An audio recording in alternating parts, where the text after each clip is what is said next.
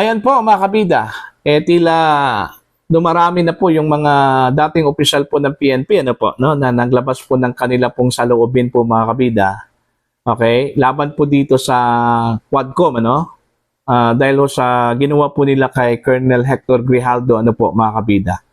Na mantakin nyo, hindi pa po tapos yung kanya pong detention dyan sa House of Representatives dahil sa kanyang contempt order last December 2024, may panibago na namang contempt order po na inilabas po itong Quadcom laban po sa kanya po mga kabida, Kaya dahil dito, nagalit po itong si General Leonard Carlos, dating PNP chief, isa pong 4-star general, okay, na nakisampat siya po dito sa sinapit po ni Colonel Grijaldo, Parang ramdam po niya yung nangyari po, sinapit po ni Colonel Grijaldo po mga kabida, Kaya may post po itong si General Carlos po mga kabida sa kanyang Facebook account, Okay, babasahin ko po para masundan po ninyo mga kabida. The Quadcom detained Police Colonel Grijaldo during the Christmas holidays. He is kept in the Batasan complex since December 14, 2024, or over 5 weeks already. In the last Quadcom hearing, lawmakers challenged Grijaldo to bring out his guts so the predators in the committee can lash on him. Grijaldo simply stuck to his right against self-incrimination, surrounded by the crooks, knowing fully he is in their territory. I say, release Police Colonel Grijaldo from his detention and file cases against him before a judicial court where he can defend himself. Or better yet, bring the Quadcom hearing at PNPA ground and invite all the cans to witness how you bully and disrespect an officer of the law. Remember, there is saying in the academy that there will always be a time for reckoning. Karma is real. Enough is enough. Don't tread on me. Yun po yung eksaktong wordings po ni General Carlos po mga kabida sa kanyang post po sa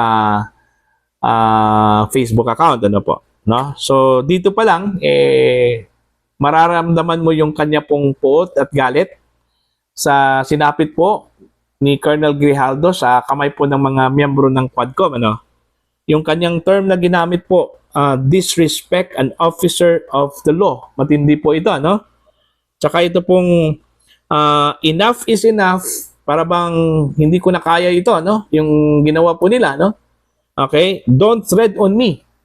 Anong ibig sabihin ng don't tread on me? Ni-research ko po ito mga kabida, O anong ibig sabihin po ng don't tread on me? Ito po, Bilang background po ito mga kabida, Don't tread on me is a historical phrase symbolizing resistance to oppression and the defense of individual liberties. It originated in the American Revolutionary War era, prominently featured on the God's Den flag, which depicts a coiled rattlesnake with a phrase beneath it. The phrase is a warning, meaning don't violate my rights or take advantage of me, symbolizing a strong stance against tyranny or overreach. Today, it is often used as a libertarian or patriotic expression advocating for personal freedoms and limited government. So yun po yung ibig sabihin po, violate my rights or take advantage on me. Yun po yung ibig sabihin po ng don't tread on me, po mga kabida. So, again, naramdam po ni General Carlos yung sinapit po ni Colonel Grijaldo, Kumbaga, yung kanyang challenge po, dalhin na lang ninyo sa korte.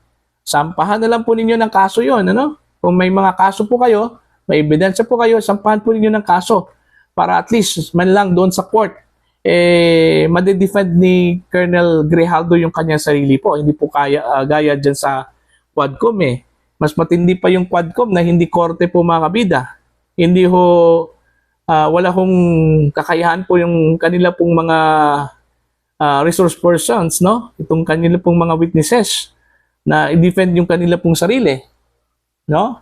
Kasi ang tanging pong weapon na ginagamit po ng Quadcom ngayon is ito pong to cite you in contempt, ano?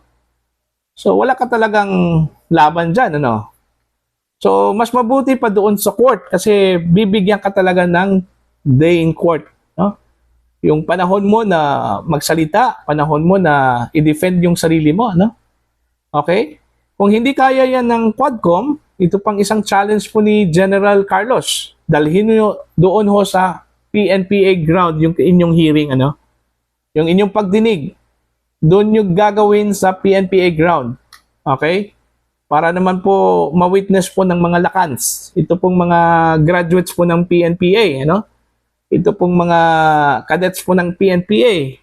Kung paano ho ninyo binubuli yung isang officer of the law. Kagaya po ni Colonel Grijaldo po, mga kabida. Ayan. So, yun po, no?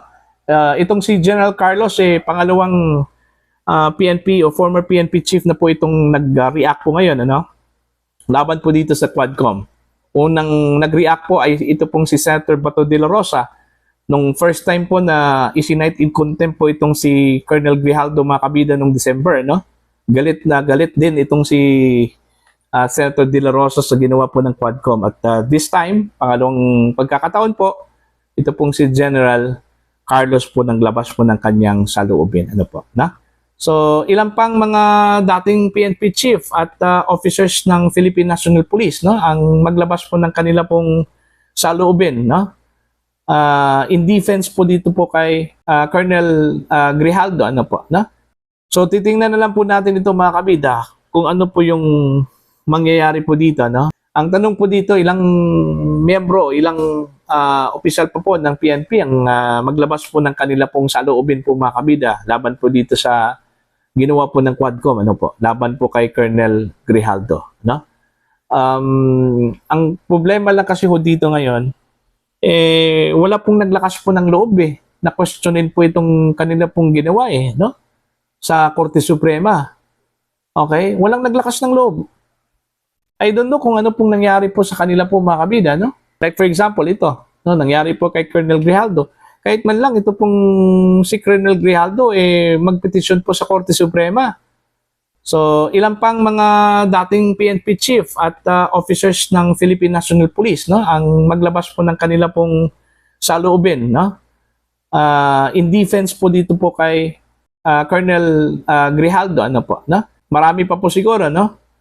So, anong tingin po ninyo dito, mga kabida, no? Dito ho sa ginawa po ng Quadcom at dito ho sa reaction po ni General Carlos. You can comment down at sa mga hindi pa po subscriber sa aking channel, please to subscribe. Just click the subscribe button, click the notification icon, and then click all para updated po kayo, mga kabida, sa aking mga uploads. Maraming salamat po sa inyong lahat at God bless po, mga kabida.